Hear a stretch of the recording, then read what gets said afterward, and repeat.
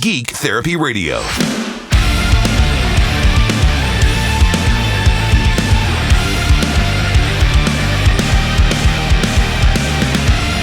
Welcome to the Geek Therapy Radio podcast. If you're watching on YouTube, yes, I am going to upload this podcast to YouTube. I haven't uploaded something new. I want to say in a couple weeks now. The last thing I uploaded was a look back at the most powerful netbook from 2010, the Asus 1215N, that had an Intel Atom processor, of course, as all netbooks did back in the day, well, most netbooks did.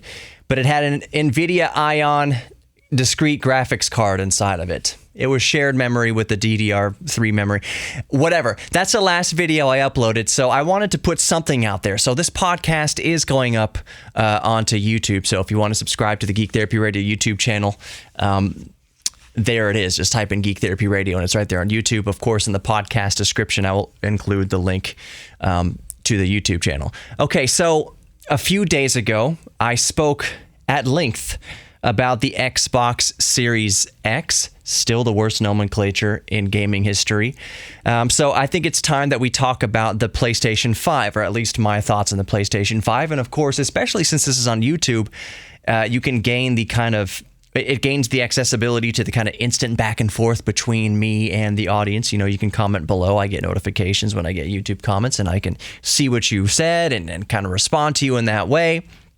But I'm uploading this video because, like I said, I need more content on YouTube, and things have been crazy with the C word around here. As you can see, I work in a radio station. I'm considered essential personnel. I don't have the luxury of working through home or being quarantined and all of this. I have to come to work.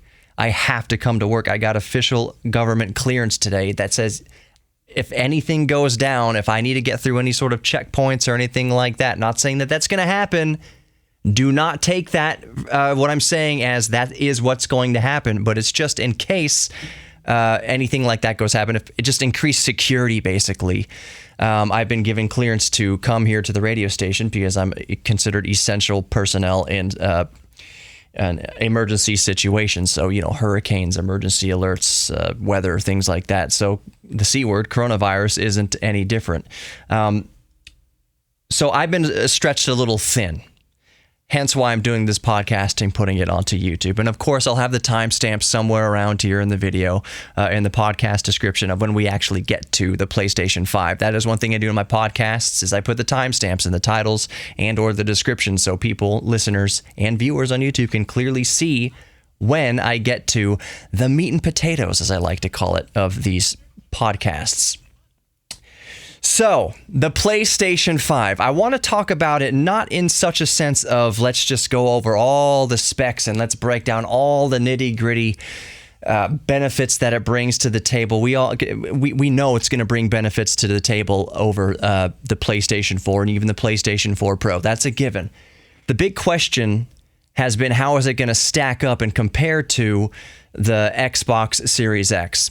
One thing I'll say off the bat is that we still don't have any concrete pricing information as of recording this video, as of recording this podcast. We don't have any concrete pricing information on the PlayStation 4 or PlayStation 5, and the Xbox Series X. We speculate that the Xbox Series X, most people kind of agree to the speculation that the Xbox Series X is going to be around $500, if not exactly $500, and even that's operating at a razor-thin profit margin for Microsoft. I would tend to lean that the PlayStation 5 is going to be at a similar price point. If the Xbox Series X is $500, I think maybe the PlayStation 5 is going to be maybe $10 or $20 below that. That's typically what Sony likes to do. They like to undercut Microsoft. They wait for Microsoft to do release their price, and then PS5 releases their price a little bit below whatever Microsoft has done. That's what Sony does in relation to Microsoft. But as of right now recording, that hasn't happened yet. We haven't. For one thing, it's an understatement to say that the market is so volatile right now that I don't think anybody wants to come out of the gate with a pricing. There's lots of people have lost their jobs or are going to lose their jobs right now. And to put out pricing information on the PlayStation 5, you know what? Maybe this Christmas, not nobody, but a lot of people who otherwise wanted a PlayStation 5 or an Xbox Series X, maybe they wanted to splurge and buy the new systems. Truth be told, there's going to be a lot of us out there who can't swing $500 or even $450. I don't think either system's going to be $450. That's too much of a loss on hardware, even though companies like this don't make all of their money on hardware. They make the lion's share of their profits on software. So if the PlayStation 5 did come out at $450, when Sony says they can't build it for less than around $480, $470, whatever that ballpark they can't build a PlayStation 5 for much less than $500. If they do sell it at a loss for $450, they'll make it up elsewhere in software. Same thing for Xbox Series X. Long-winded way to say we don't have any pricing information right now, but you can expect them to be similar. I would expect them to be within $50 of each other. I would be flabbergasted if PlayStation 5 undercuts the Xbox Series X by $100. I would be absolutely bewildered if they did that. So it's going to be a similar price point within about $50. That's just my idea. You have different comments, let me know in the comments below, or email me, geektherapy@iheartmedia.com. But let's go over some specs, and specifically we'll go over after the specs for the PlayStation 5. We'll talk about how it compares to the Xbox Series X. Long story short, on paper, the Xbox Series X is more powerful than the PlayStation 5. But let's go over the PlayStation 5 specs right now before we go any further. So the CPU is an 8-core Zen 2 at 3.5 gigahertz. Keep that in mind. The GPU, 10.28 teraflops, 36 compute units, so 36 CUs at 2.23 gigahertz with RDNA2 architecture. RDNA2 architecture is the same. It's AMD. It's largely the same. CPU and GPU, the system on chip, is roughly the same between the Xbox Series X and the PlayStation 5. RAM is the same for both machines, 16 gigabytes of GDDR6. Storage on the PlayStation 5 is a custom solid-state drive at 825 gigabytes. Now, that's raw. That's got to be raw. That is not going to be 825 gigabytes available completely to download by the end user. But regardless, it's a little bit under a terabyte. That's kind of puzzling. I'm sure there's more information on that, onto why they chose the number 825, how that works out. But regardless, for this video, for this discussion, 825 gigabyte solid state drive in the PlayStation 5. It has expandable storage via NVMe solid state, so M.2 solid state. That is one big difference. I know we're not covering all the differences right at this point between the PlayStation 5 and Xbox Series X. But one of the benefits of the Xbox, of the PlayStation 5, is that they're using non-proprietary solid-state drives, whereas the Xbox Series X has that, proprietary expansion, solid-state expansion that we've covered in the last episode of Geek Therapy Radio discussing the Xbox Series X. Theoretically, you can use off-the-shelf NVMe drives as long as they meet the PCIe 4.0 protocol. You can use those drives, M.2 NVMe drives, with the Sony PlayStation 5.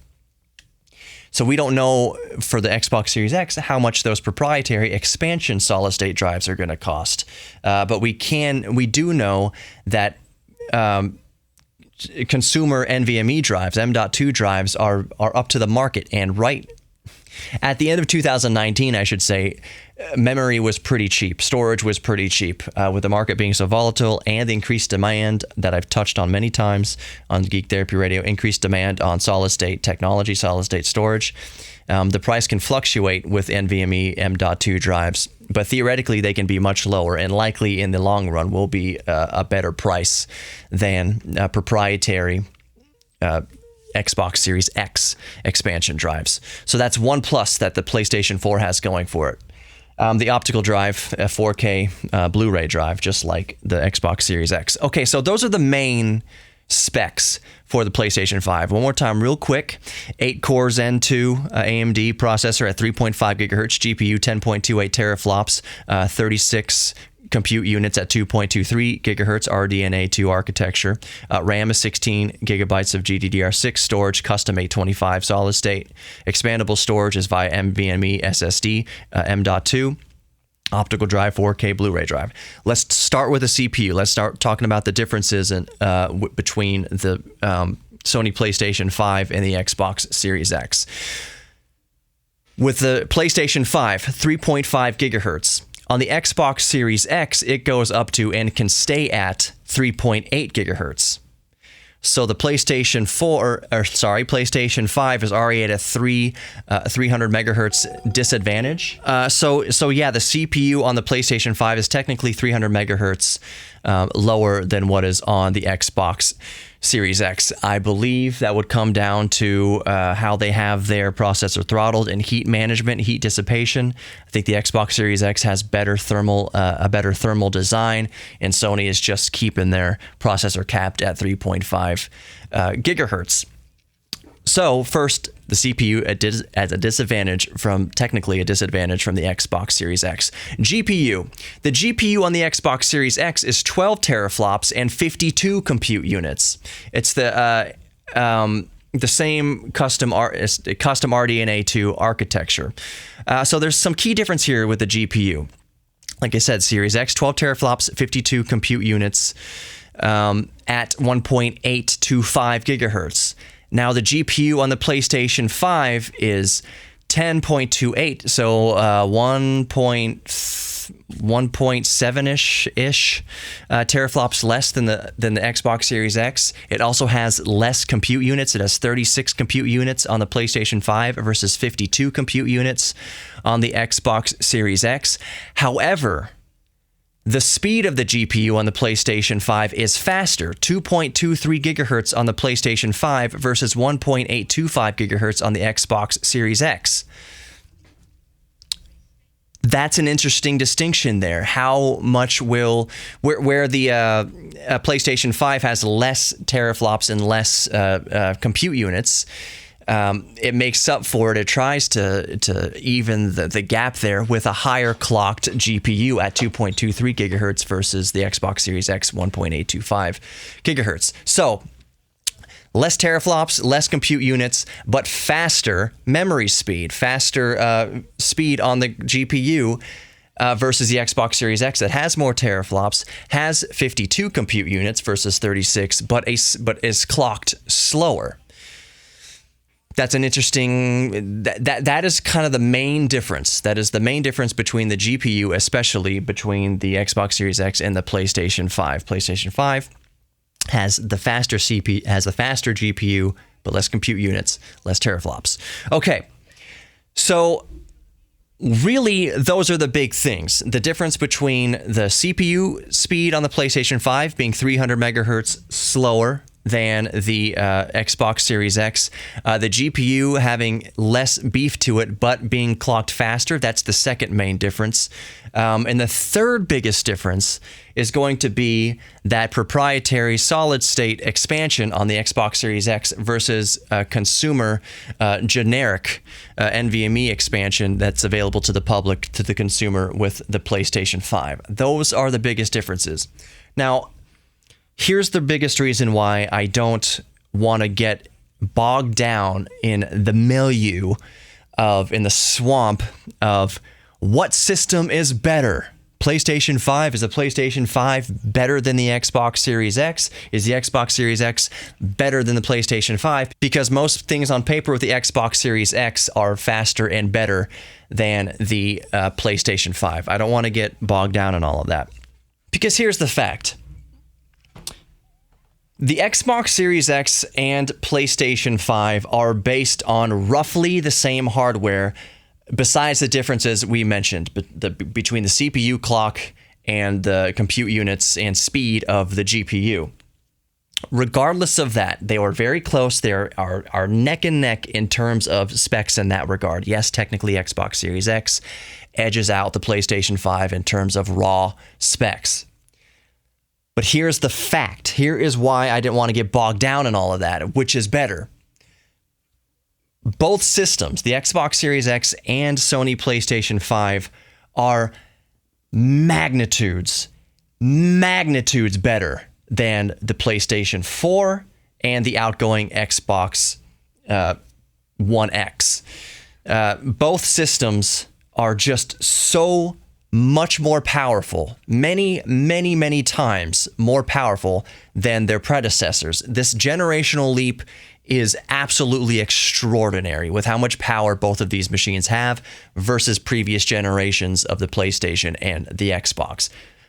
So we're basically just talking, we're going to be arguing over minimal things. I mean, we love to do that, gamers, console gamers, PC Master Race, we love to argue over what system is better than the other. I grew up during the bit wars, 8-bit, 16-bit, 32-bit, 64-bit, 128.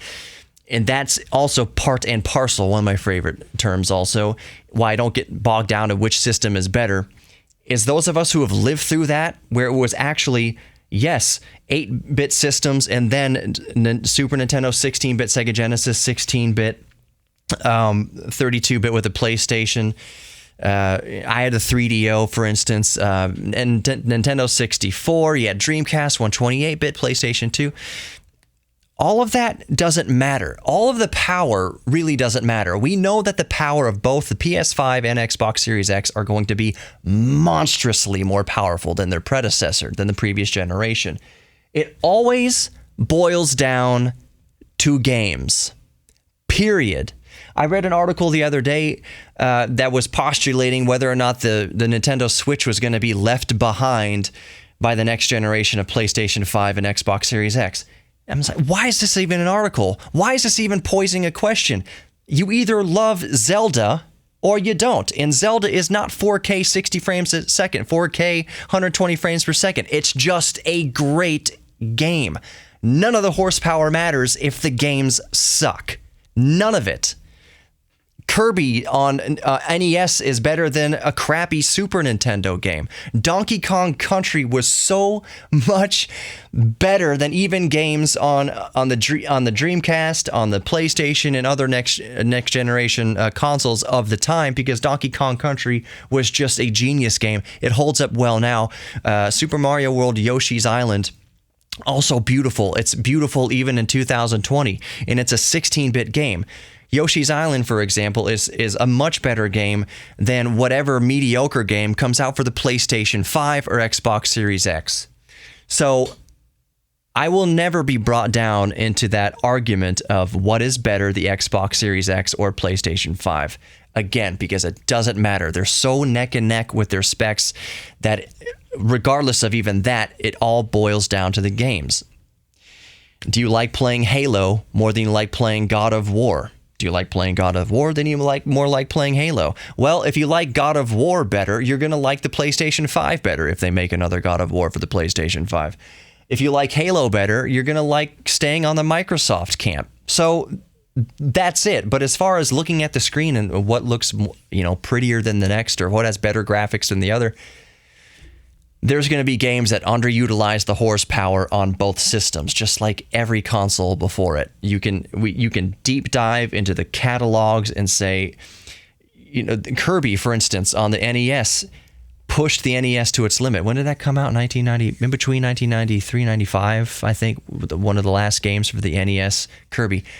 Absolutely gorgeous game. Absolutely gorgeous. And like I just said, Yoshi's Island, Donkey Kong Country, 1996. Or 1994, was it 94? I think it was 94. Don't quote me directly on that. Mid-90s. Donkey Kong Country was a great game, and it so happened to look great. So graphics in the end don't matter, and we know for a fact that even between the differences, 300 megahertz on the CPU and the few megahertz on the GPU and less compute units on the PlayStation 5, they're both going to look great. If you want bragging rights in the playground, I'll kind of put it that way. If you're the type of person that gets butthurt over what specs are better in your machine versus somebody else's console, then you are of the age that you're going to be arguing this stuff on the playground. That's stuff that matters on the playground. That's stuff that matters to children. Stuff that matters to actual gamers is gameplay, how good the game is. So if you actually care about gameplay, then you're not going to get sucked into the argument which console is better. Well, there's going to be good games and duds on both. There's going to still be good games on the PlayStation 4. There's still going to be good games on the Xbox One X. That's just the fact of the matter. Another point that I haven't brought up yet in a huge difference. All that said, all that stuff where I said I'm not going to delve into what system is actually better based on specs. All that said, personally, if I were to buy either or, I would probably buy the Xbox Series X. I don't have any plans to buy either system. Whatever the price is, I don't have plans to buy either system. I am way more dedicated to PC gaming. For gaming, that's where my money goes, is to PC gaming. But if I was to choose the two, if I had a choice, if I'm sitting there and someone said you could have either or for free, I would take the Xbox Series X. And here's why. Here's the biggest reason why. And it doesn't boil down to how great the graphics are or that the Xbox Series X is more powerful, quote unquote, than the PlayStation 5. It comes down to backwards compatibility. I stretched out every syllable of that word. The PlayStation 5 is not as backwards compatible as the Xbox Series X. PlayStation has not been had great backwards compatibility since the PlayStation 3. PlayStation 4 can play PlayStation 3 games unless you download them through the Sony store and everything. You can't pop in a PS3 disc through PlayStation 4. So it's always been an issue. Backwards compatibility has always been an issue on the PlayStation camp. However, with the Xbox Series X, it's technically backwards compatible all the way back to the original Xbox. Not every original Xbox game is going to play on the Xbox Series X, but lots of the catalog will. That means if you have the first Halo game for the Xbox, you could theoretically place it in the Xbox Series X, have it play with all enhanced features, upsampled to 4K theoretically, other graphical improvements. I touched when we were talking in depth about the Xbox Series X that there's ray tracing and everything. That ray tracing can be applied. Or no, sorry, not ray tracing specifically, but HDR, a high dynamic range, can be on the Xbox Series X, we know for sure will be applied to even games as low down as Xbox One. Xbox One S will have the benefits, will have HDR added to it in addition to other improvements in loading times, improvements in visuals, improvements in resolution, improvements in frame rates. Going all the way back to the backwards compatibility with the Xbox Series X, all the way back technically to Xbox games. Spencer, why do I keep blanking out? Phil Spencer, is that his name? Over there at Microsoft. It is Phil Spencer. He has stated that the catalog of backwards compatible original Xbox games will always continue to be updated.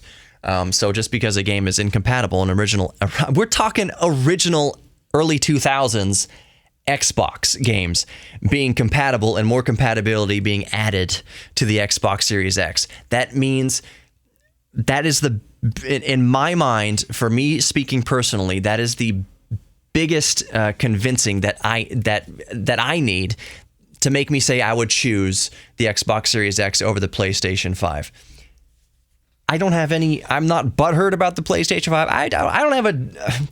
I don't have a horse in the race. I don't really care that much, actually. I mean, I would love to have an Xbox Series X. I would love to have the PlayStation 5. But if it was my money or I could only choose for free between the two, I would choose the Xbox Series X because of the backwards compatibility. But what do you think? This is another point where I ask, what do you think? Do you prefer the Xbox Series X or the PlayStation 5? If you can only buy one, what would you choose? And again, I think it boils down to to the games, the actual gaming experience. Whether a good game you want comes out on the Xbox or a good game you want comes out of the PlayStation 5. For me, a huge thing is that backwards compatibility. Is the backwards compatibility on the Xbox Series X coupled with the yes, Xbox Series X is technically more powerful than the PlayStation 5. Are those two reasons enough to compel you away from buying the PlayStation 5 and going with the Xbox Series X?